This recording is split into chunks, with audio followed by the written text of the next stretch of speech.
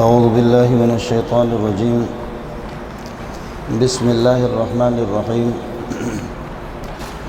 پڑھ لو رب یسر ولا تعسر وتمم بالخیر وبک نستعین یا فتاح رب یسر ولا تعسر وتمم بالخیر وبک نستعین یا فتاح رب یسر ولا تعسر وتمم بالخیر وبک نستعین یا فتاح اعوذ باللہ من الشیطان الرجیم بسم اللہ الرحمن الرحیم الحمد للہ رب العالمین الرحمن الرحیم مالک یوم الدین ایاک نعبد و ایاک نستعین اہدنا الصراط المستقیم صراط الذین انعمت علیہم غیر المغضوب علیہم ولا الضالین۔ یہ کتاب جو میرے اور آپ کے ہاتھوں میں ہے، یہ کتاب خود آپ کو بتائے گی کہ میں کیا ہوں اور کہاں سے آیا ہوں، کس نے مجھے بھیجا ہے۔ یہ اپنا تعارف خود کرائے گی انشاءاللہ۔ تنزیل من رب العالمین، آسمان سے نازل شدہ ایک عظیم ذات کی طرف سے کتاب آئی ہوئی ہے۔ یہ مہینے ڈیڑھ مہینے میں ہمیں اس کو پڑھنا ہے۔ جو جتنا زیادہ متوجہ ہوگا وہ اپنے دامن میں اتنا ہی زیادہ لے گا، جو جتنی کم توجہ دے گا وہ اتنا ہی محروم رہے گا۔ یعنی آپ یہ دیکھیں کہ 1.25 لاکھ انبیاء ہے، ان کے مراتب برابر نہیں ہے۔ تلک الرسل فضلنا بعضهم علی بعض، بعضهم سے محمد رسول اللہ مراد ہے، اور علی بعض سے 1.25 لاکھ انبیاء مراد ہے۔ آپ کو بات سمجھ میں آ گئی؟ بعضهم سے کیا مراد ہے؟ حضرت اقدس صلی اللہ علیہ وسلم مراد ہے، اور علی بعض سے 1.25 لاکھ انبیاء مراد ہے۔ 1.25 لاکھ انبیاء ہے، بعضهم محمد رسول اللہ صلی اللہ علیہ وسلم، اور علی بعض سے 1.25 لاکھ انبیاء مراد ہے۔ یہ آپ کا مسئلہ ہے، اس کو آپ سمجھیں گے نہیں۔ یہ 1000 بسکٹ ہے، ان میں 999 ٹھیک ہے، اور ایک بسکٹ کے اندر زہر ملا ہوا ہے، یہ 1000 ہے۔ ایک بسکٹ میں زہر، کھاؤ بڑے مزے سے کھاؤ۔ کون کھائے گا؟ آپ کو سمجھ نہیں ہے؟ 1000 بسکٹ میں 999 ٹھیک ہے، ایک کے اندر زہر ملا ہے، لیکن لا علی التعیین، معلوم نہیں ہے کہ وہ کیا ہے۔ تو کوئی عقل مند بتائے کہ وہ ہاتھ کھڑا کرے کہ میں کھاؤں گا۔ تو یہ ایک ہے، لیکن فرد مبہم ہے، فرد منتشر ہے، جو کہ پورے 1000 کو شامل ہے۔ یہ اٹھاؤ گے یار ہو سکتا ہے کہ یہ ہو، یہ اٹھا کہ یہ ہو سکتا ہے، یہ ہو، سمجھے؟ متعین طور پر یہ کہہ دینا کہ اس نبی میں خصوصیت ہے، اس میں یہ نہیں ہے، اس نبی میں خصوصیت ہے، اس میں نہیں ہے، یہ تفاضل بین الانبیاء، یہ ناجائز ہے، حرام ہے۔ اور ایک تفضیل ہے کہ محمد رسول اللہ سب سے بعض پر افضل ہے، وہ بعض یہ بھی ہو سکتا ہے، یہ بھی ہو سکتا ہے، یہ بھی ہو سکتا ہے۔ علی سبیل الابہام، یہ فرد منتشر 1.25 لاکھ انبیاء کو شامل ہے۔ سمجھ میں نہیں ہے؟ یہ علی سبیل الابہام 1.25 لاکھ انبیاء کو سب کو شامل ہے۔ لہذا مفضل تو متعین ہے محمد رسول اللہ، لیکن مفضل علیہ 1.25 لاکھ انبیاء تو ہے، لیکن ان میں سے ایک فرد علی التعیین کہ حضرت صلی اللہ علیہ وسلم مفضل ہے، اور نوح علیہ السلام مفضل علیہ۔ نبی میں یہ خصوصیت ہے، نوح میں نہیں ہے۔ نبی میں یہ خصوصیت ہے، نوح میں یہ نہیں ہے۔ نبی میں یہ خصوصیت ہے، نوح میں یہ نہیں ہے۔ نبی میں یہ خصوصیت ہے، موسیٰ میں نہیں ہے۔ جیسے خطیب لوگ کرتے، معلوم ہو یہ کفر ہے، ناجائز ہے۔ آپ کو تفضیل اور تفاضل سمجھ میں آگے نہیں آ گیا؟ تفاضل میں 2 نبیوں میں تقابل ہوگا، کیا خیال ہے آپ کا؟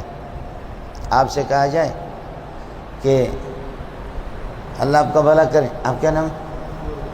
نور محمد۔ یہ شیر حبیب وہ نور محمد سے افضل ہے۔ شیر حبیب میں خوبی ہے، نور محمد نہیں ہے۔ شیر حبیب میں نور محمد میں نہیں ہے۔ نور محمد کا دل زخمی ہوگا، لیکن شیر حبیب تم میں سے ایک سے افضل ہے۔ وہ ایک سے نہیں، سب سے ہو گیا۔ ایک سے نہیں بلکہ کیا ہو گیا، اس لیے کہ اس ایک کی تعین نہیں ہے، اور کسی کو صدمہ بھی نہیں ہوگا کہ میرے ساتھ تقابل ہو رہا ہے، یہ نہیں ہوگا۔ آپ کو مسئلہ سمجھ میں آ گیا؟ اس لیے انبیاء کی محنتوں میں اور ان کے مجاہدات میں، ان کی ریاضتوں میں فرق ہے۔ تو فرق ہے، جس نے جتنے بھی زیادہ مجاہدہ کیا ہے اتنا ہی زیادہ اپنے دامن میں لیا ہے۔ آپ کو مسئلہ سمجھ میں آ گیا؟ عرض یہ کر رہا تھا کہ یہی حال ہے، جو مجاہدہ اور ریاضت جتنی توجہ دے گا، ظاہر ہے کہ ابو بکر نے جو کچھ لیا وہ عمر نے نہیں لیا، عمر نے لیا عثمان نے نہیں لیا، عثمان نے وہ علی نے نہیں لیا، فرق ہے۔ اس اعتبار سے آپ کو بھی توجہ دینی ہوگی، اور کچھ آداب ہے قرآن پاک کے، ان آداب کو جو ہے نا ان کا لحاظ کریں گے انشاءاللہ بہت کچھ آئے گا۔ پہلا ادب کہ قرآن آدمی لے گا کیا، سب سے بہترین، سب سے پہلا ادب وہ تصحیح النیت ہے۔ کیا ہے؟ تصحیح النیت، اپنی نیت کو صحیح کر دینا۔ ظاہر کہ قراءۃ القرآن عمل وکل عمل لا بد فیہ من النیت، فقراءۃ القرآن و ترجمۃ القرآن لا بد فیہ من النیت، اس میں بھی نیت ضروری ہے۔ انما الاعمال بالنیات۔ آپ کو مسئلہ سمجھ میں آ گیا؟ تو پہلی بات یہ ہے کہ تصحیح نیت، اپنی نیت کو صحیح کر لینا، یہ بنیادی چیز ہے۔ آپ کو مزے کی بات بتاؤں، آپ نے حدیث سنی ہے نا، انما الاعمال بالنیات، سنی ہے؟ یہ الاعمال مبتدا ہے، بالنیت جار مجرور اس کے لیے خبر بنے گا، تعتبر کے ساتھ متعلق ہوگا۔ اس کا معنی ہوگا انما الاعمال تعتبر بالنیات معتبرۃ بالنیات، اعمال کا اعتبار نیت پہ ہے۔ اندر کی نیت ٹھیک ہے، عمل بھی ٹھیک باوزن ہوگا۔ نیت کمزور ہے، بے وزن ہے، عمل بھی بے وزن ہوگا، عمل جتنا بھی زیادہ ہو۔ آپ کو مسئلہ سمجھ میں آئے؟ لیکن اصل بات آپ کو بتاؤں، اصل بات کیا ہے؟ انما الاعمال بالنیات کا معنی تعتبر بالنیت معتبرۃ بالنیت، اعتبار کہتے ہیں اصل میں قیاس الشیء علی الشیء، ایک چیز کو دوسرے پر قیاس کرنا۔ قرآن میں یہ لفظ آئے گا فاعتبروا یا اولی الابصار، اسی سے تعتبر ہم نے نکالا۔ اور اعتبار کہتے ہیں قیاس الشیء علی الشیء، یا قیاس الشیء علی نظیر ہی، ایک اس کے نظیر پر قیاس کر لینا۔ آیا مسئلہ سمجھ؟ ابھی تک نہیں ہے، یہ نقطے آپ کو بتا رہا ہوں۔ جہاں اللہ نے کسی قوم کو شراب نوشی میں ہلاک کیا، کسی کو جوا میں ہلاک کیا، کسی کو بدکاری لواطت کی زنا کی وجہ سے ہلاک کیا، کسی کو ناپ تول کے اندر کمی کرنے کی وجہ سے ہلاک کر دیا، اور خبائث کی وجہ سے، اب ان کو ہلاک کرنے کے بعد آخر میں اللہ کہتا ہے فاعتبروا یا اولی الابصار، کہ اے آنکھوں والوں اور بصیرت والوں عبرت حاصل کرو، مانا قیسوا احوالکم علی احوالہم، اپنے حالات کو ان پر قیاس کرو۔ جو بدکاریاں ان کے اندر ہیں، جن بدکاریوں کی بنیاد پر وہ ہلاک ہو گئے، اگر تمہارے اندر یہ ہوں گے تو تم بھی ہلاک ہو جاؤ گے، تم کوئی نئی چیز نہیں ہو۔ اور قیاس یہی ہوتا ہے کہ غیر منصوص کو منصوص کی طرف لوٹا دینا۔ قوم لوط، قوم عاد، قوم سمود، قوم ہود، یہ سب کے سب منصوص نلیں بہلاکہم ہیں، تم اپنے ان پر قیاس کرو۔ اگر تمہارے اندر وہ بدکاریاں آئیں گی تو حکم وہی ہوگا ان کی ہلاکت کا، جو تمہارے بھی وہی حکم ہوگا جو ان کا ہے۔ کس کو سمجھ میں آ گئی؟ مشکل تو نہیں ہے نا؟ اگر یہ سمجھ میں نہ آ جائے تو اور سمجھو۔ یہ آنکھوں سے جو آنسو آتے ہیں اس کو کہتے ہیں عبارہ۔ آنکھوں سے جو کیا آتا ہے؟ آنسو آتے ہیں، اس کو کیا کہتے ہیں؟ عبارہ۔ یہ دال ہے، اور پتہ چلتا ہے اندر مولوی صاحب جلا ہوا، وہ مدلول ہے۔ کوئی روتا ہے تو خوشی میں نہیں روتا نا، اسے پتہ چلتا ہے کہ اندر جلا ہوا ہے۔ تو یہ میں نے عرض کیا کہ دال ہوگا اور اندر والا کیا ہوگا؟ مدلول ہوگا، سمجھے؟ آئے سمجھ؟ اب کہتے ہیں کہ یہاں آپ کو منتقل ہونا ہے مدلول سے۔ بلکہ یہ کہہ دو کہ آپ کی نیت آپ کے عمل پر یہ ہے کہ دال ہوگی۔ اگر نیت باوزن ہے عمل باوزن ہے، نیت بے وزن ہے، اس میں ریا اور نمود ہے، تو عمل آپ کا بے وضو ہے۔ اس لیے قیسوا اعمالکم علی نیاتکم، بولو قیسوا اعمالکم علی نیاتکم انما الاعمال بالنیات کا یہی معنی ہے۔ الناس مجزیون باعمالهم ان خیرا فخیر و ان شرا فشر، سنا ہی نہیں سنا؟ نیت اگر اچھی ہوگی تو انشاءاللہ پھر یہ ہے کہ عمل تھوڑا بھی ہوگا اس میں بہت وزن ہوگا، نیت اگر کمزور ہوگی عمل جتنا بھی زیادہ ہو وہ بے وزن ہوگا۔ اس لیے پہلی چیز آپ سے عرض کر دیا کہ تصحیح النیت، قرآن سمجھنے کے اندر اپنی نیت کو آدمی صحیح کر لے، آیا سمجھ میں؟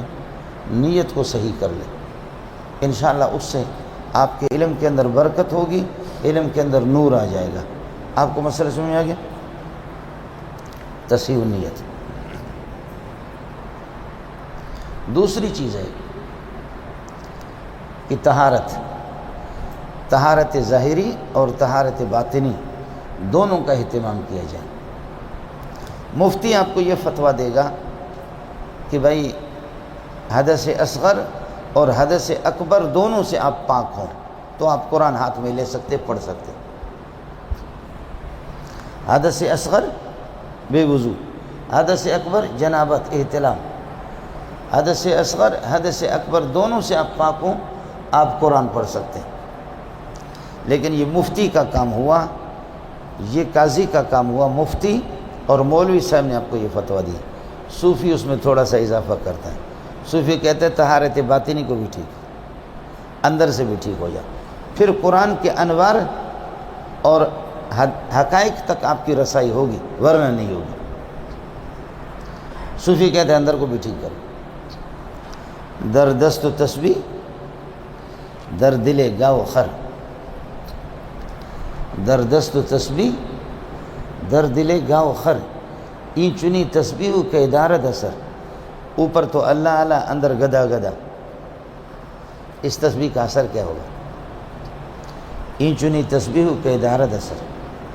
اس لیے میں نے عرض کیا کہ طہارت ضروری ہے، لیکن دونوں طہارتیں ظاہری حدث اکبر اور حدث اصغر، انجاز سے آدمی پاک ہو جائے، اور طہارت باطنی اخلاق رذیل گھٹیے قسم کے اخلاق اور عجب اور کبر اور تکبر سے، ان چیزوں سے۔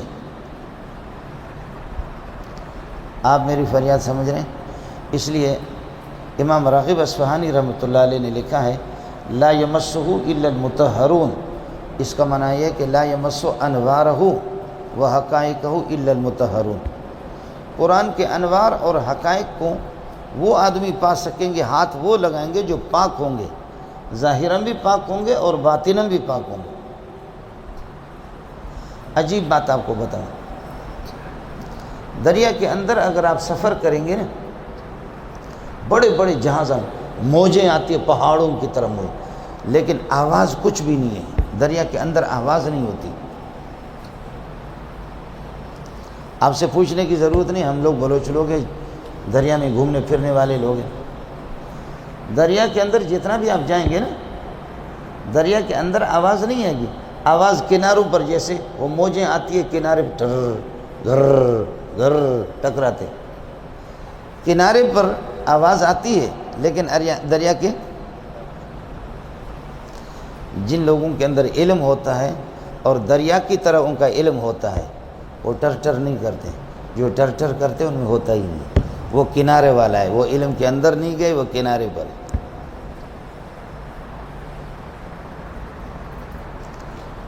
آپ سمجھ میں آ گئی؟ چاہیں بابا کو دے دو اور مجھے صرف پانی دے دو بس، چاہیں حضرت جو آئے۔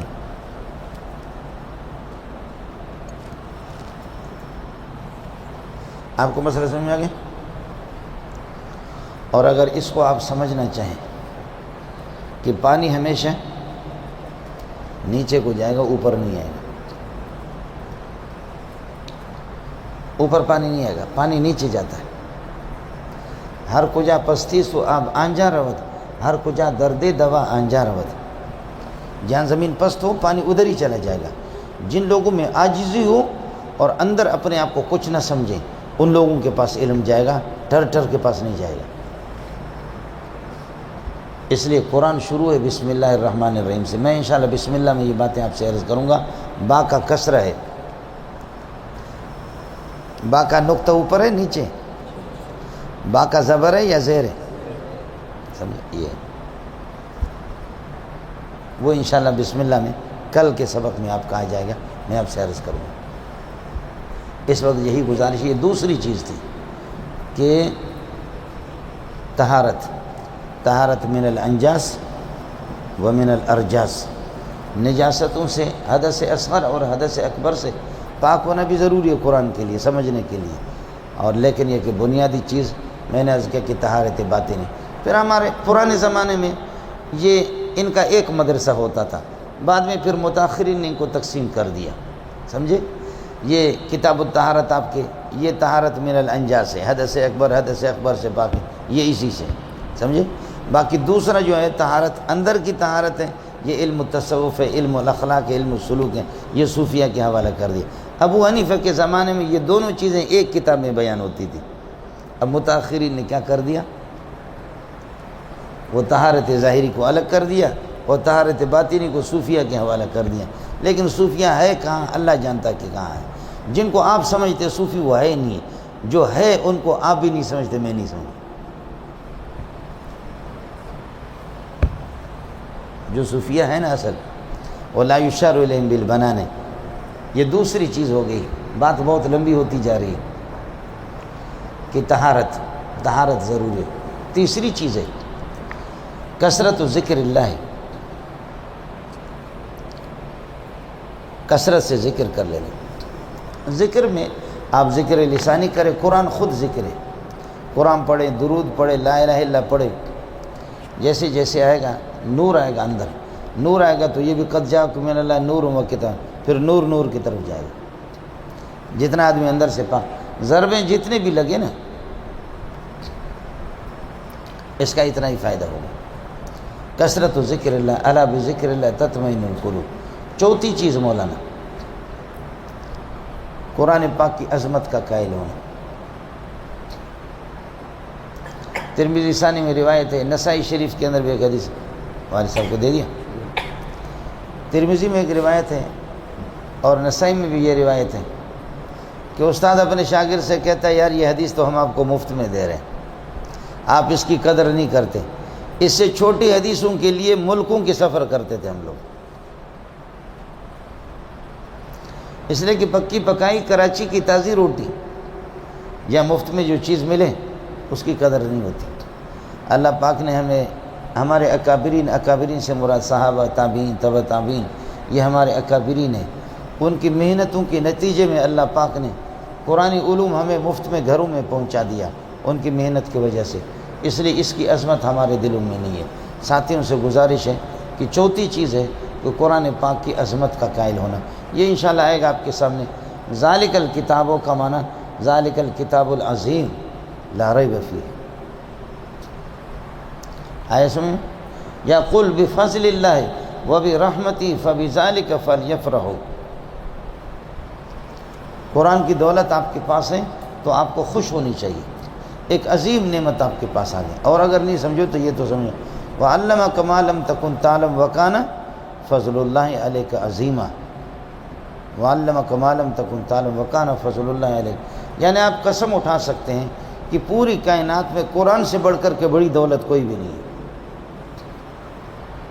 اور قرآن غیر مخلوق ہے، وہ افضل ہے۔ محمد رسول اللہ قربان جاؤں، وہ مخلوق ہے، وہ مفضول ہے۔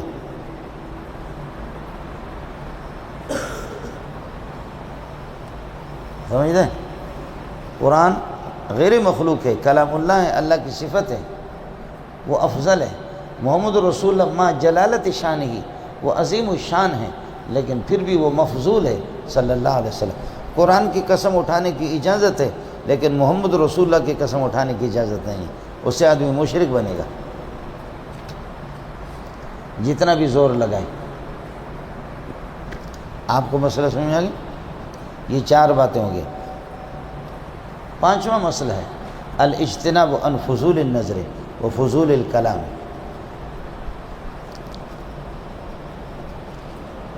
بد نگاہی نہ کرے آدمی، بد نگاہی نہ کرے مولانا، اس کا خیال رہے سب۔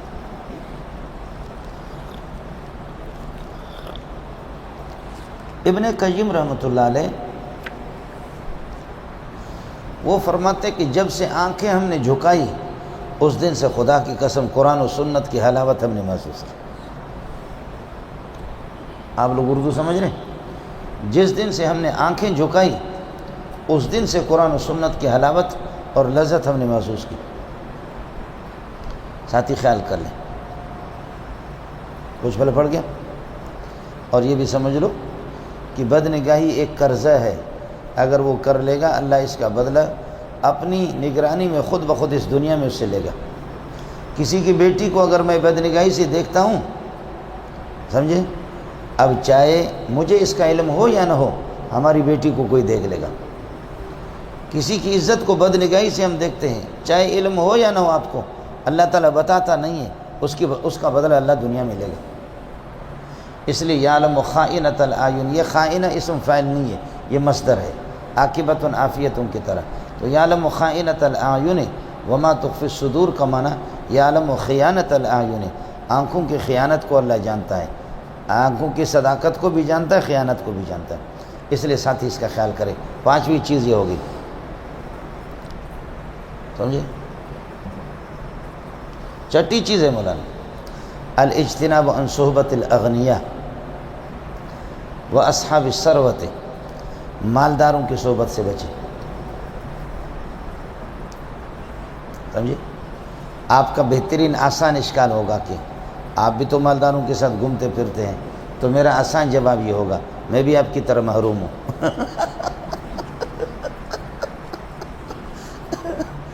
ایسے میں نہیں ہے، ایسے میں آپ کہیں گے کہ مولوی آج کے وہ بھی مالداروں کے ساتھ گھومتے پھرتے ہیں، مالداروں کی چمچگیری کرتے ہیں، تو آسان جواب یہ کہ مولوی کہاں ہے؟ بس وہ چلے گئے جی، ایسے میں اس لیے تو محرومی تو ہے، اور کیا ہے؟ وَلَا تَطْرُدِ الَّذِينَ يَدْعُونَ رَبَّهُمْ بِالْغَدَاةِ وَالْعَشِيِّ يُرِيدُونَ وَجْهَهُ،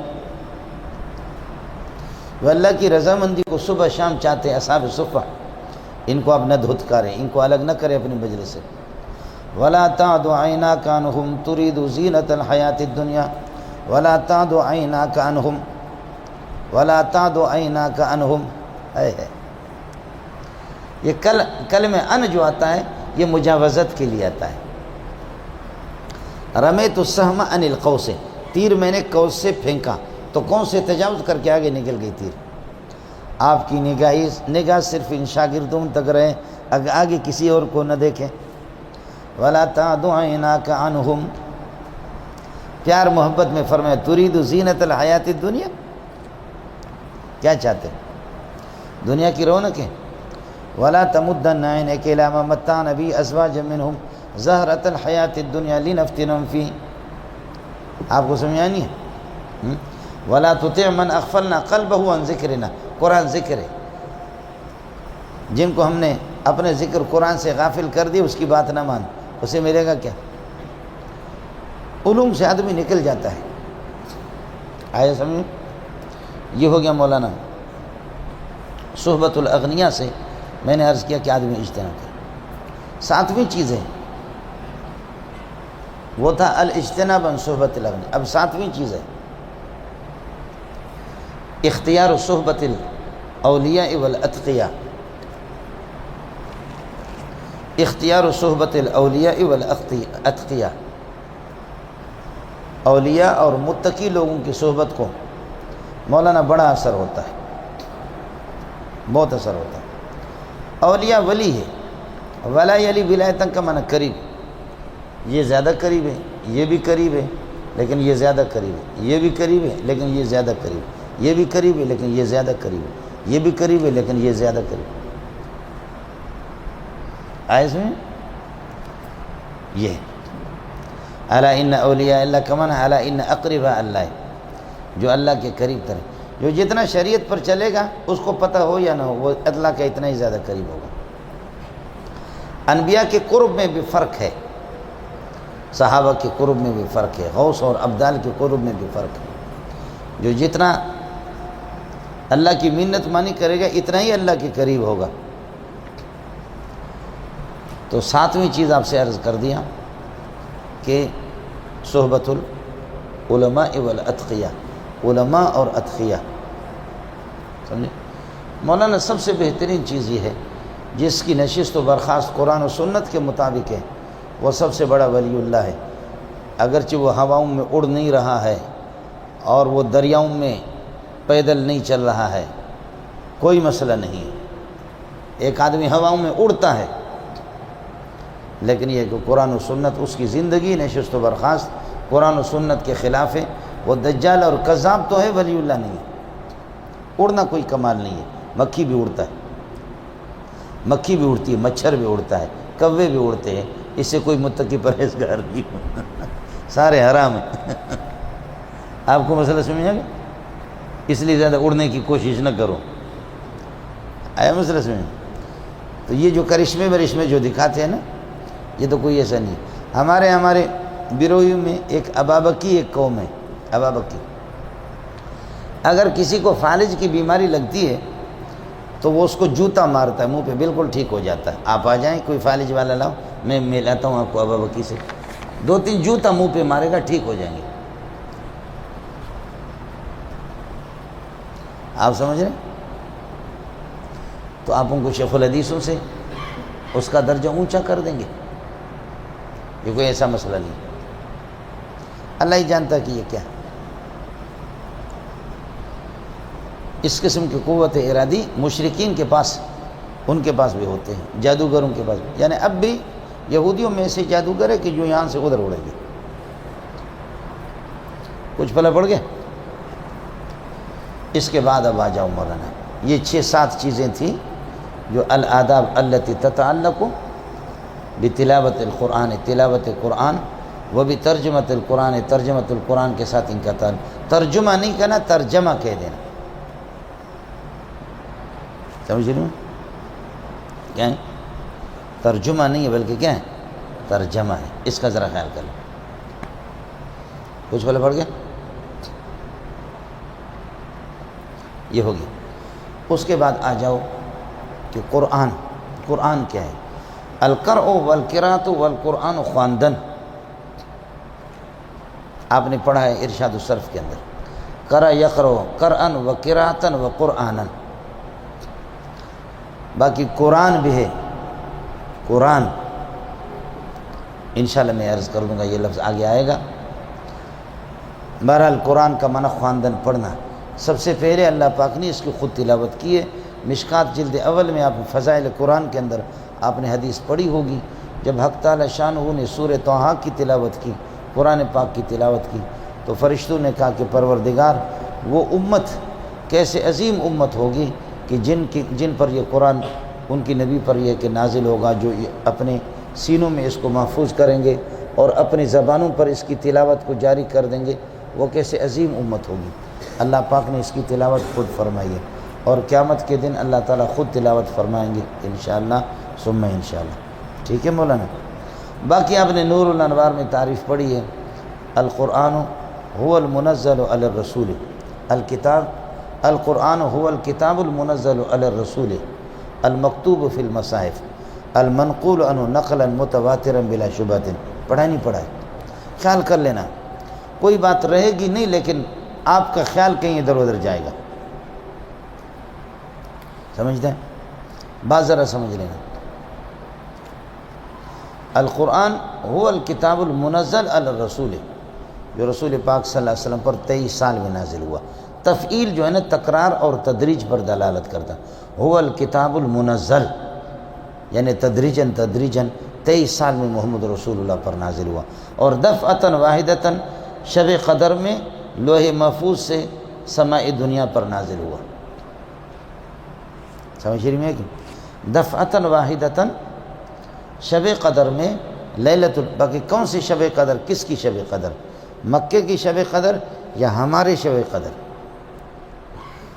ان کے ہاں 27 ہوتا ہے، ہمارے ہاں 26 ہے۔ ان کے ہاں 28 ہوتا ہے، پھر ہمارے ہاں 27 ہوتا ہے۔ آئے سمجھ؟ اڑے کچھ بلا پڑ گئے؟ تو آسان سا مسئلہ یہ ہے کہ اللہ آپ کا بھلا کرے۔ اصل یہ ہے کہ اس قسم کی چیزوں میں قلب الارض کا اعتبار ہے، اور قلب الارض مکہ ہے۔ ان کی 27 اس وقت فی الحال یہ یاد کرو، ان کی 27 ہی مراد۔ باقی یہ ویسے اساتذہ سے آپ نے پڑھا ہوگا کہ بھئی تفعیل تدریج اور تکرار پر دلالت کرتا ہے، اور افعال وہ مرتن واحدتن، یہ کوئی قانون نہیں ہے، یہ نقطہ ہے، ایک نقطہ ہے، قانون نہیں ہے۔ آئے سمجھ؟ اس لیے کہ کافر جو کہ بالغ لوگ ہیں، بلیغ لوگ ہیں، مشرکین، وہ کہتے ہیں لولا نزل علیہ القرآن جملۃ واحدۃ، بولو لولا نزل علیہ القرآن جملۃ واحدۃ کذالک لنثبت بہ فؤادک ورتلناہ ترتیلا۔ آپ کو سمجھ میں آ گیا کہ آپ کا قانون آسمان سے گر کر کے ڈھیر ہو گیا۔ لولا نزل علیہ القرآن، اس لیے کہ تنزیل تو تکرار پر دلالت کرتا ہے، اور جملۃ واحدۃ ایک، اس لیے یہاں نزل انزل کے معنی میں۔ اس کو سمجھ میں آ گیا؟ ورنہ کہ تنزیل تکرار کثرت پر ہو اور تدریجاً پھر ہوگا تدریجاً قرآن کیوں نازل ہو رہا، اور جملۃ واحدۃ کیوں ایک مرتبہ کیوں نازل نہیں ہو رہا، تدریجاً آہستہ آہستہ کیوں نازل نہیں ہوتا، ایک مرتبہ کیوں نازل نہیں ہوتا۔ سمجھ میں آ گیا؟ لیکن ایک نقطہ ہے، یہ قانون نہیں ہے کہ جس کو آپ قانون کہہ دیں۔ سمجھ شریف میں ہے کہ نہیں؟ نقطہ ہے۔ اگرچہ حضرت نانوتی رحمۃ اللہ علیہ کا مناظرہ ہوا، مناظرہ بھی نہیں کہنا۔ مولانا امین اللہ پشاوری دامت برکاتہ اللہ علیہ، اس کو لوگوں نے مجبور کیا، پشاور والوں نے، کہ تم مولوی منظور سے مناظرہ کرو۔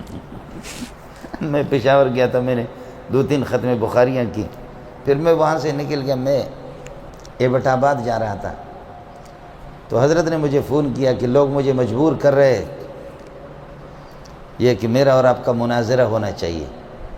میں نے کہا مناظرہ تو کسی لڑکی سے کرو، میں تو لڑکا ہوں، سمجھو۔ میں نے کہا میں تو لڑکا ہوں، یہ مناظرہ نہیں ہے، مناظرہ ہے، تو آپ اس کو پہلے ٹھیک کرو، اور اس کے علاوہ پھر یہ کہ ابھی جلسے میں رات کو جا رہا ہوں، آپ صبح کو ہمارے ہاں آ جاؤں، ادھر آ جاؤں، یا میں پشاور واپس آ جاتا ہوں، پھر بیٹھ کر کے شرائط بھی لکھتے ہیں، پھر آپ سے بات کر لیتے ہیں۔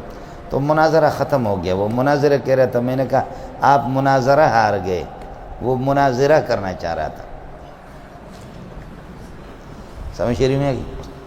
وہ مناظرہ کرنا چاہ رہا، میں نے کہا اس کے لیے کوئی لڑکی تلاش کرو۔ آیا مسئلہ سمجھ؟ یہ ہوتا رہتا ہے جی مول صاحب۔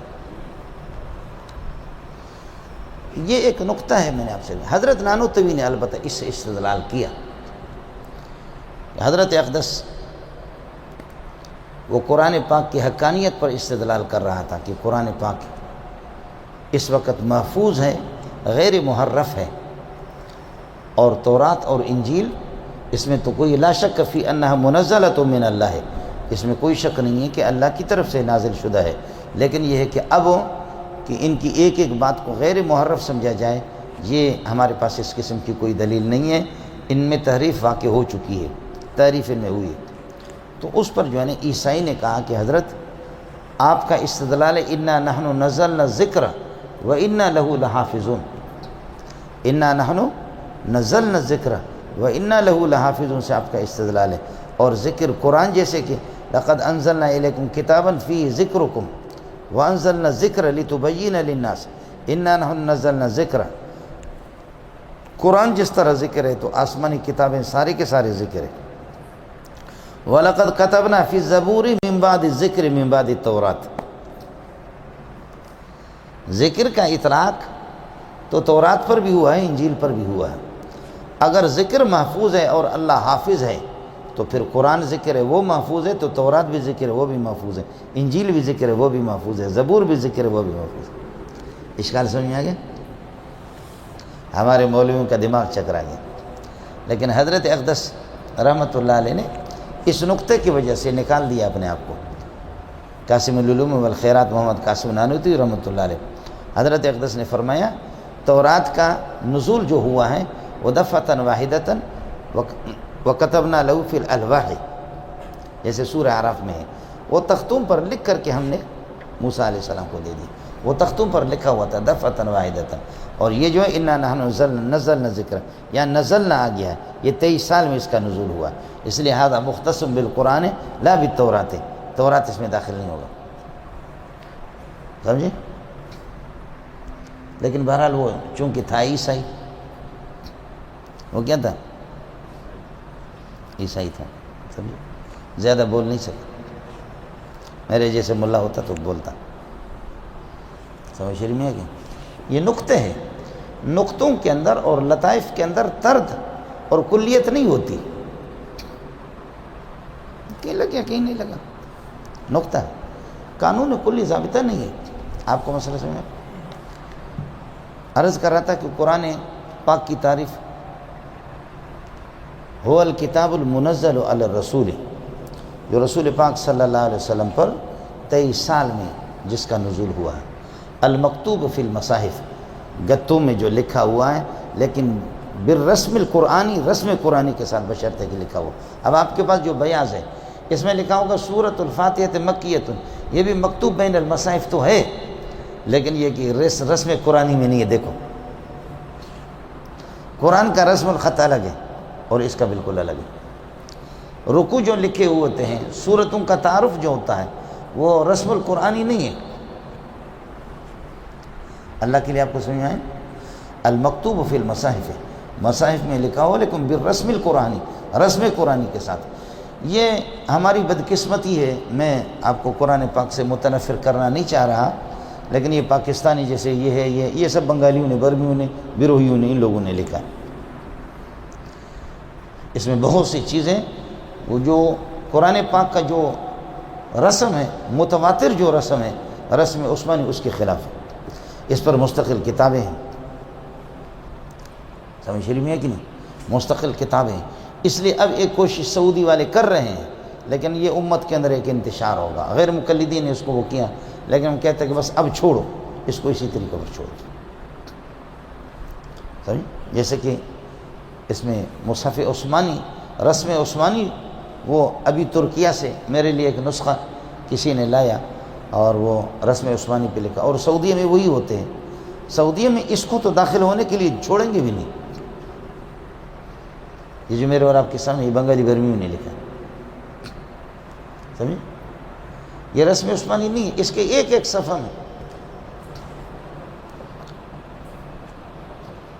آیا سمجھ؟ لیکن قانون یہ تھا، ضابطہ یہ تھا کہ قرآن کو رسم عثمانی کے ساتھ لکھا جائے گا، اور غیر قرآن کو، جیسے سورتوں کا تعارف ہے، سورۃ الفاتحہ مکیۃ وہی سبع آیات، اس کو رسم قرآنی میں نہیں لکھیں گے تاکہ لیقع الفرق بین القرآن و بین غیرہ، قرآن اور غیر قرآن کا فرق معلوم ہو جائے۔ لیکن بدقسمتی سے جاہلوں کو، کاتبوں کو ہم نے اس پہ پکڑ لیا تو انہوں نے اس طرح کیا۔ اور یہ جو 16 سطر والا جو قرآن پاک ہے، تاج کمپنی کا دیکھا آپ نے 16، یہ ہماری بیروہی نے لکھا ہے، یہ بنگالی برمیوں نے لکھا ہے، اور وہ بیروہی نے لکھا۔ بنگالی، برمی، بیروہی، بلوچ، جن میں اول میں با ہے وہی برباد ہے۔ آیا مسئلہ سمجھ؟ وہ کاتب یعقوب رحمۃ اللہ علیہ نے لکھا، ہمارے خزدار کے تھے، یہ 16 سطر والا اسی نے لکھا ہے، جو تاج کمپنی ہے۔ اب تاج کمپنی تو بک گیا، کسی اور کو بیچ دیا انہوں نے، پتہ نہیں مفتی نعیم نے خریدا یا کسی اور نے خریدا، اس کا مجھے علم نہیں ہے، بہرحال انہوں نے بیچ دیا، اور تاج کمپنی اب ان کا چل نہیں رہا۔ وہ الکتاب المنزل علی الرسول، اور الرسول سے محمد رسول اللہ مراد معرف باللام حضرت اقدس صلی اللہ علیہ وسلم، المکتوب فی المصاحف، جو مصاحف میں لکھا ہوا، اور المنقول عنہ نقل متواترا، لیکن رسم قرآنی میں المنقول عنہ نقل متواترا، تواتر کے ساتھ مروی۔ اور قرآن پاک کا جو تواتر ہے، یہ تواتر الطبقہ ہے، تواتر القرن، تواتر الطبقہ اس کو کہتے ہیں، سمجھے؟ میں اس وقت آپ کو دور حدیث تو نہیں پڑھا رہا، لیکن اتنی سی بات سمجھو، جیسے کہ آپ نے پڑھا ہے التواتر هو التتابع، تواتر کہتے ہیں کہ لگاتار ہے، پیدر پہ تتابع. اور تواتر کی تعریف یہ کہ ان یروی الحدیث، کہ ایک حدیث کو اس کو نقل کر دے جماعت کثیرۃ بحیث تحیل العادت تواتعهم وتوافقهم علی الکذب. اتنی بڑی جماعت کسی حدیث کو نقل کرے کہ عقل سلیم ان کی اتفاق اور اجتماع جھوٹ پر محال سمجھتے. تو بھئی اتنے خلق خدا یہ کیسے جھوٹ بولے گی، اتنی بڑی تعداد. یہ تواتر الاسناد ہے. یہ کیا ہے؟ تو قرآن پاک کے جو ہے نا یہ تواتر الاسناد نہیں ہے. اگر پوچھیں کہ سورہ فاتحہ آپ کو کس سے پہنچی،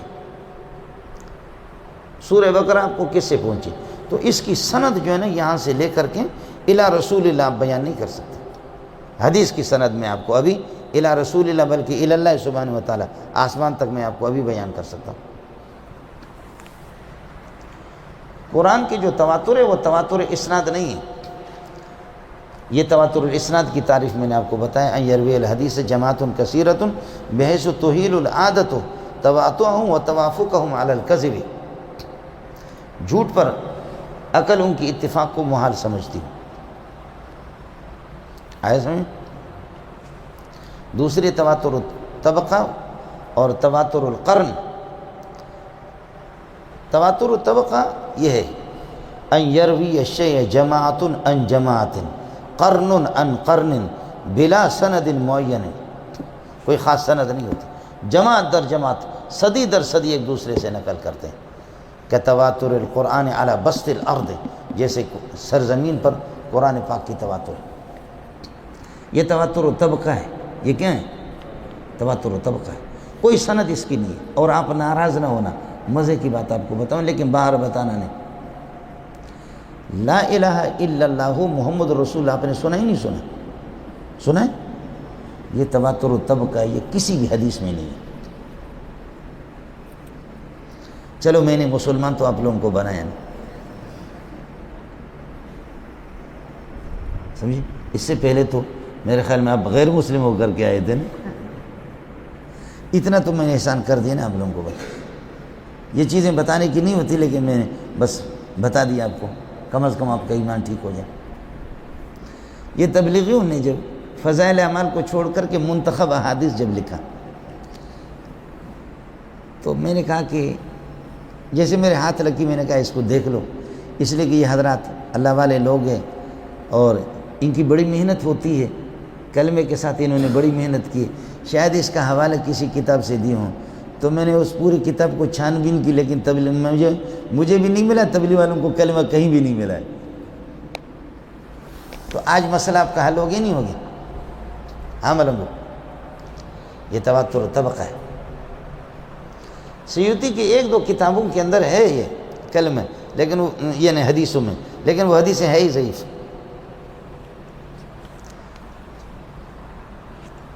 اس لیے مولانا امین اللہ پشاوری نے بڑی اچھی بات لکھی. وہ ان کی الدین الخالص جو فتویٰ ہے ان کی، تو اس کی پہلی جلد میں حضرت نے لکھا ہے ما جاءت الکلمۃ الطیبۃ برأسها فی حدیث واحد صحیح. بہت اچھا لکھا.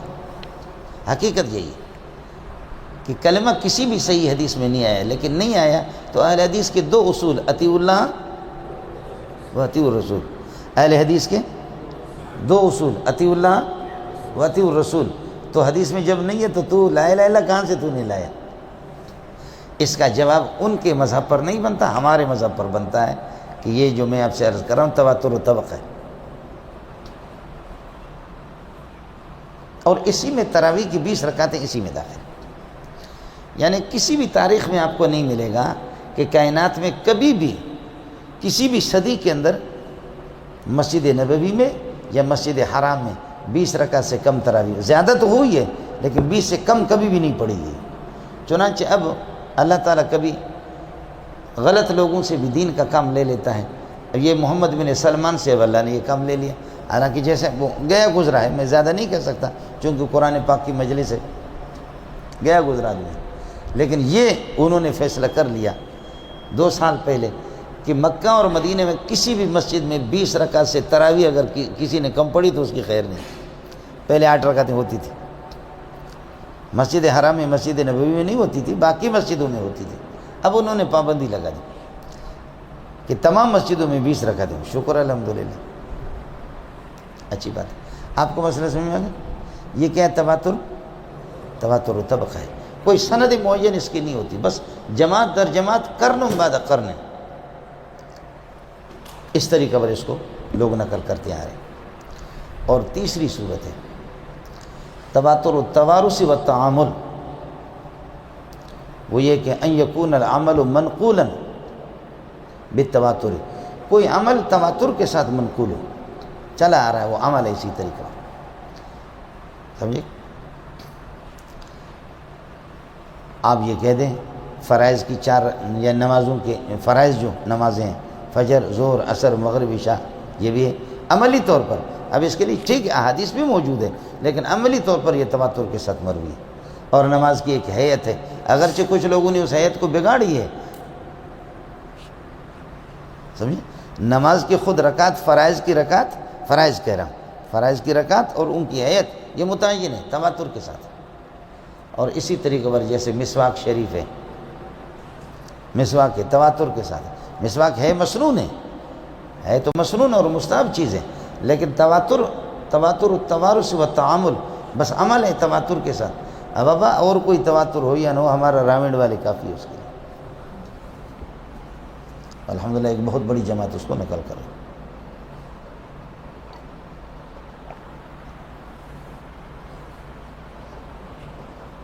آپ کو مسئلہ سمجھ؟ میں نے حضرت اقدس سے عرض کیا تھا، رئیس المحدثین مولانا سلیم اللہ خان رحمۃ اللہ علیہ سے، کہ حضرت حنفیہ کا مذہب یہ ہے کہ ایک داڑھی صرف ایک مشت ہو، ایک مٹھی ہو، ایک مٹھی سے زائد داڑھی رکھی جائے یہ مکروہ ہے، صحیح قول یہی ہے حنفیہ کا، کراہیت تنزیہی ہے۔ تو ہمارے اکابرین اتنی بڑی داڑیاں ان کی کیوں آ گئی؟ اور علامہ شامی نے لکھا کہ جس کی جتنی داڑھی بڑی ہوگی اتنا بڑا بیوقوف ہوگا، اشعار بھی انہوں نے نقل کی، ایک مٹھی سے، ایک مٹھی تو واجب ہے۔ تو یہ ہمارے اکابرین جو ان کے بارے میں اتنے بڑے اکابر جبال العلم تھے، اتنی بڑی داڑھی انہوں نے کیوں رکھی؟ تو حضرت اقدس نے بڑا پیارا جواب دیا۔ حضرت نے فرمایا کہ مولوی منظور، یہ جہاں جس سوسائٹی کے اندر اس کو مکروہ سمجھا جائے اور کری سمجھا جائے تو پھر ایک مشتق تو واجب ہے، اس سے زیادہ کو کاٹنا ضروری ہوگا، اور جن لوگوں سے اس کو مکروہ نہ سمجھا جائے تو کوئی مسئلہ نہیں، جن سے محبت ہو اور وہاں کا ماحول اس قسم کا نہ ہو۔ پھر اس کی مثال حضرت نے دی، فرمایا کہ دیکھو مسواک آدمی جب کرتا ہے، مسواک اب لوگوں کے سامنے اس کی اجازت نہیں، لوگوں کو متلی آئے گی اور ایک کراہیت، اور ان کو ایک دلوں کا خراب ہوگا، اس طرح اس کی اجازت نہیں ہے۔ لیکن رسول پاک صلی اللہ علیہ وسلم سے اس کے لیے اجازت ہے۔ آپ پڑھیں گے نسائی شریف کے اندر روایت موجود ہے، ابو داؤد میں، کأنہ یتہوأ، گویا کہ آپ کرتے تھے، کوئی بھی ترجمہ کرو۔ اور نسائی شریف کی روایت ہے کأنہ یتقیأ، گویا کہ کر رہا ہے بتکلف۔ تو یہ بندے کا فرق ہوتا ہے، سمجھے؟ اب میں آپ سے قریب ہو کر کے گفتگو کروں، میرے منہ سے تھوک نکلے تیز گفتگو میں اور آپ کے منہ پہ لگے یا آپ کے آنکھوں میں لگے، آپ کے ہونٹوں پر اگر اتنا سا تھوک میرا لگ گیا، ایسے کر کے آپ اس کو نگلیں گے نہیں، آپ کو متلی آئے گی، تھوکیں گے، سمجھے؟ لیکن آپ کا پیارا بچہ جب ہوگا، معصوم بچہ، وہ آپ سے پیار کرے گا اور آپ سے کپی پپی لے لے گا، آپ کے منہ پہ منہ رکھے گا، اور بچوں کے تو ویسے ہی وہ ہوتے ہیں، اللہ آپ کا بھلا کرے، تھوک مک، وہ آپ کو اتنے میں سے میٹھے لگیں گے کہ آپ کو الٹی نہیں آئے گی۔ اب فی الحال تو آپ کو بچے سمجھنے کی ضرورت بھی نہیں ہے، اس لیے کہ یؤمنون بالغیب ویقیمون الصلاۃ ومما رزقناہم ینفقون۔ بعض لوگ چھڑے چھوپے ہیں تو ان کو تو سمجھانا مشکل ہے۔ آپ کو مسئلہ سمجھ میں؟ لیکن مسئلہ یہ ہے کہ اس طریقے اور فرق تو ہوتا ہے۔ تو حضرت اقدس نے فرمایا کہ ہمارے اکابرین سے ان کے معتقدین اور متوسلین اس کو کر ہی نہیں سمجھتے تھے، محبت تھی، انہوں نے مغلوب الحالی میں اگر چھوڑا ہے تو کراہیت نہیں ہے۔ اور جہاں پر اللہ آپ کا بھلا کریے کہ داڑھی بڑی ہو اور لوگ اس کو اس طریقے پر داڑھی کی توہین ہو کہ آپ سائیکل چلا رہے ہیں، داڑھی اتنی ہے اور ایسے جا رہے ہیں، ہوا تیز ہے، داڑھی کا آدھا حصہ اس طرف ہو گیا، آدھا حصہ اس طرف، جا کر کے سائیکل آپ نے ٹکر مارا بچے کو، وہ کہتے شرم نہیں آتی، اتنی بڑی داڑھی تم نے رکھی ہے۔ آپ کہتے بچہ داڑھی کا نام نہ لے لو، یہ سائیکل کے بریک نہیں، یہ تھوڑی بریک ہے، یہ تو داڑھی ہے۔ بولو آپ کیا کہہ رہے ہیں؟ یہ بچہ ناراض ہونے کی ضرورت نہیں ہے، یہ سائیکل کی کیا ہے؟ یہ سائیکل کے بریک تھوڑی ہے، یہ تو داڑھی ہے، ایسے تو کیوں ناراض ہوتا؟ آپ کو مسئلہ سمجھ میں؟ تو عرض یہ کرنا تھا کہ تواتر التبارس و التعامل، جیسے کہ مسواک ہے کہ کوئی عمل تواتر کے ساتھ مروی ہو، جماعت در جماعت، صدی در صدی، اس طرح۔ اور چوتھی چیز ہے مولانا، چوتھی چیز ہے تواتر القدر المشترک،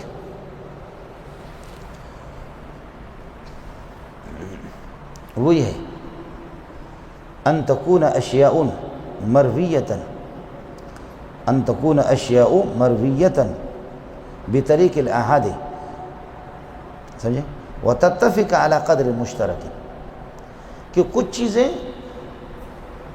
خبر واحد کے طور پر مروی ہوں لیکن ایک قدر مشترک، ایک بات پر سب کا اتفاق ہو۔ نبی پاک صلی اللہ علیہ وسلم نے چاند کو اشارہ کر دیا، اس کے 2 ٹکڑے ہو گئے، یہ خبر واحد ہے۔ نبی نے کنکریوں کی طرف اشارہ کیا، کنکری بول پڑے، یہ خبر واحد ہے۔ حضرت کو پتھر نے سلام کیا، یہ خبر واحد ہے۔ گوہ نے آپ کو سلام کیا، یہ خبر واحد ہے۔ اونٹ رو رو کر کے آپ کے پاس آ کے آپ سے گفتگو کرنی شروع کر دی، یہ خبر واحد ہے۔ گائے اور بیل بولنے لگے، یہ خبر واحد ہے۔ درخت دوڑنے لگے، یہ خبر واحد ہے۔ آیا سمجھ میں نہیں ہے؟ یہ سب اخبار احاد ہے، لیکن یہ سب کے سب اس بات پر متفق ہے کہ رسول پاک صلی اللہ علیہ وسلم صاحب المعجزات تھے۔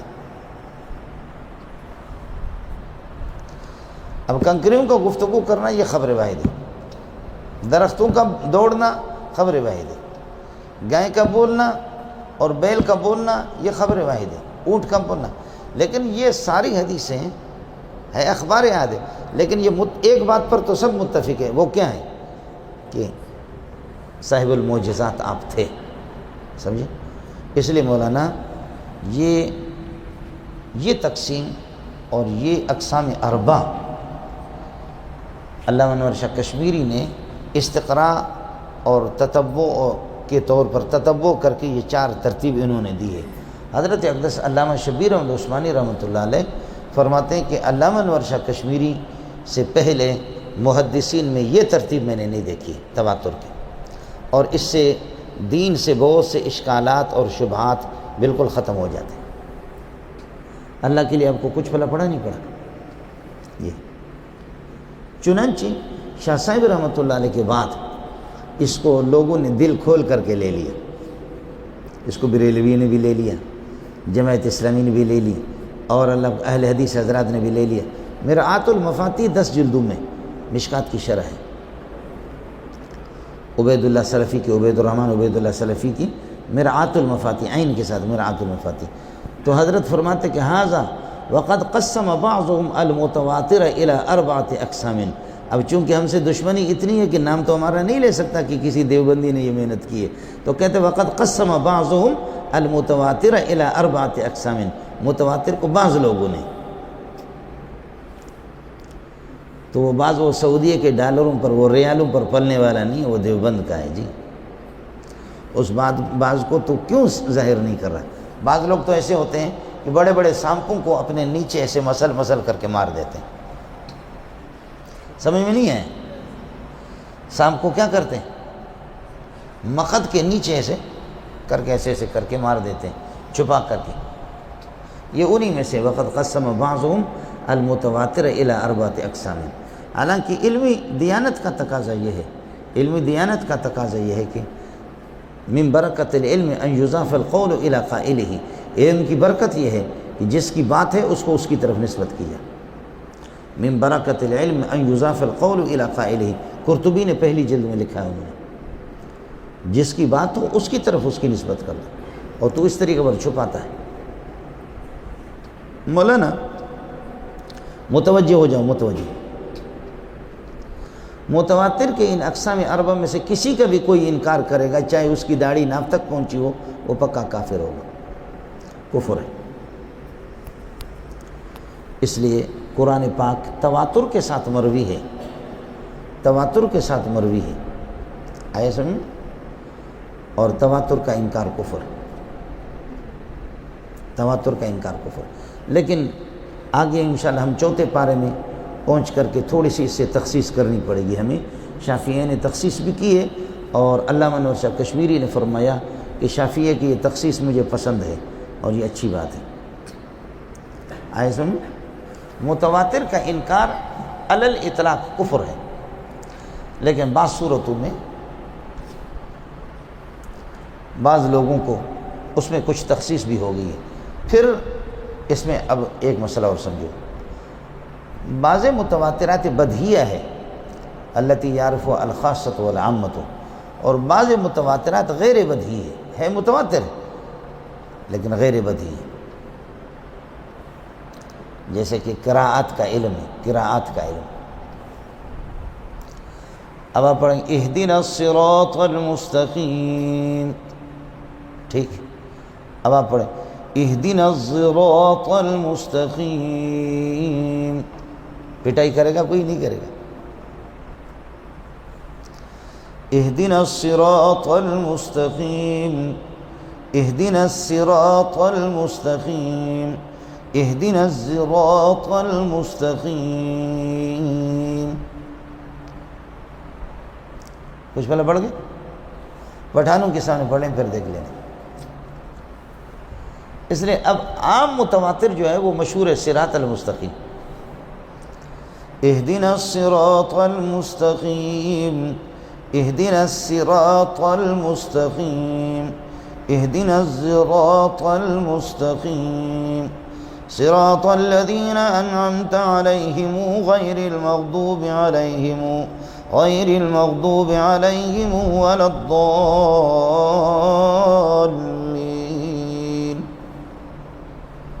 سمجھتے ہیں؟ اس لیے فقہاء منع کرتے ہیں کہ جہاں فتنے کا مسئلہ ہو، اب واجب تو یہی ہے الرحمن الرحیم مالک یوم الدین ایاک نعبد و ایاک نستعین اہدنا الصراط المستقیم، لیکن ایاک نعبد و ایاک نستعین اہدنا الصراط المستقیم کہتے ہیں نہ پڑھو، عوام کو فتنے میں نہ ڈالو، سمجھے؟ اور پٹھان اگر ٹکرا گیا آپ کو انشاءاللہ تیرا دماغ درست کر دے گا۔ حافظ صاحب اپنی قرات کو دکھا رہا ہے قل هو اللہ احد اللہ الصمد لم یلد ولم یولد ولم یکن له کفوا احد، سمجھے؟ تو جب نماز ختم کر دی تو پکڑ لیا ایک پٹھان نے، اس نے کہا حافظ صاحب دا قرآن راوڑا ما توائدہ نون چیری، قرآن راوڑا ما توائدہ نون چیری۔ حافظ صاحب نے کہا کہ کل تاسو وصل کئی پا دم روائی، وصل کئی دم رو قل هو اللہ احد اللہ الصمد لم یلد ولم یولد، کل تاسو وقف کئی یا نون نوائی دم روائی قل هو اللہ احد اللہ الصمد، اس نے کہا خرزے وقف وصل نہ پیم تا ما توائی نون چیری، تو وقف وصل نہ پیم تا ما توائی نون چیری۔ یہاں سے پکڑا حافظ صاحب کو، وہ لگایا، دوسرا لگایا، تیسرا لگایا، حافظ صاحب دکھا رہا کہ میں سبع عشرہ کا قاری ہوں۔ آیا مسئلہ سمجھیں؟ قرآن تواتر کے ساتھ مروی ہے، قرآن کے کسی زیر اور زبر کے، خیال کر لینا میں مسائل اس طرح آدمی بہت طویل ہو جائے گا۔ شین و یا عین و ہا، بولو شین و یا عین و ہا، ان کا اس پر خوب اعتراضات ہیں، اور بہت وقت لگے گا۔ بخاری کی مثالیں مستدرک حاکم میں، صحاح ستہ میں اس قسم کی ہے۔ اخبار احاد کی بہت سی قراتیں ہیں، ان پر صحابی زور لگاتا کہ میں اس طرح پڑھوں گا، میں اس طرح، تواتر کو نہیں، وہ تواتر کہتے ہیں میں اسی طرح پڑھوں گا۔ واللیل اذا یغشا واللیل اذا یغشا والنہار اذا تجلی والذکر والانثی، سمجھے، والذکر والانثی ان سعیکم لشتی۔ اللہ میرے بھائی ابی بن کعب پر رحم کرے، وہ ہے تو بہت اچھے آدمی، لیکن وہ منسوخ آیتوں کو بھی پڑھتا، کہتے ہیں میں نے جیسے نبی سے سنا میں اسی طرح پڑھوں گا، تم لوگ کچھ بھی۔ اعتراضات بہت ہیں، لیکن قرآنیت کے لیے تواتر و طبقہ ضروری ہے، بولو۔ اس لیے گزارش یہ ہے کہ اعتراض ہم پر تو ہے بہت سے مسائل، لیکن ان لوگوں نے جو اختلاف کیا ہے وہ مجتہد تھے، وہ خود مجتہد تھے، خود نبی سے سنا ہے، اور ان کو علم نہیں ہوا، ناسخ کا علم نہیں ہوا ہے تو کوئی مسئلہ نہیں ہے، ان کو معذور سمجھا جائے گا۔ لیکن بعد صحابہ کے بعد تواتر و طبقہ ضروری ہے، تواتریت قرآن کے لیے ضروری ہے، اور نہیں ہے تو آپ بتائیں کہ آپ کے ہم معیار کیا ہے۔ قرآنیت کے لیے تواتر ضروری ہے، تواتر و طبقہ، اور یاد رکھ لینا یہ تواتر و طبقہ تواتر الاسناد سے بھی زیادہ مضبوط ہے۔ احادیث کا جو تواتر ہے وہ اتنا نہیں ہے، لیکن میں نے عرض کیا کہ تواتر کے کسی بھی فرد کا یہ 4 قسمیں ہو گئی، اس کا انکار کفر ہے، لیکن تھوڑی سی تخصیص آپ کو کرنی، اور میں نے جواب دے دیا آپ کو شیعوں کا، سمجھے، کہ ہمارے ہاں اہل سنت والجماعت اور ائمہ اربعہ کے ہاں تواتر ضروری ہے، تواتر، اور وہ ہے غالباً تواتر طبقہ۔ تو آپ بتائیں کہ آپ کے ہاں معیار کیا ہے، قرآنیت کا معیار اور اصول کیا ہے آپ کے ہاں، یہ آپ بتا دیں، اور آج تک انہوں نے بیان کیا نہیں۔ اگر کسی نے ان کے ہاں دیکھا ہو تو مجھے بتا دینا کہ تواتر تو کریں گے لیکن کون سا تواتر۔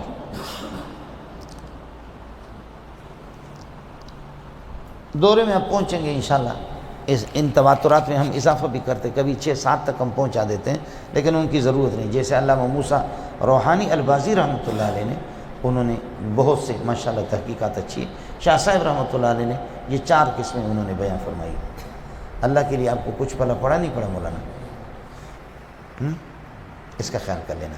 اس لیے میں نے عرض کیا کہ اب جن صحابہ نے اختلاف کیا اگر کسی، اور ظاہر ہے کہ ان کی قرات وہ قراتیں خبر واحد ہیں، اور خبر واحد سے قرآنیت کا ثبوت نہیں۔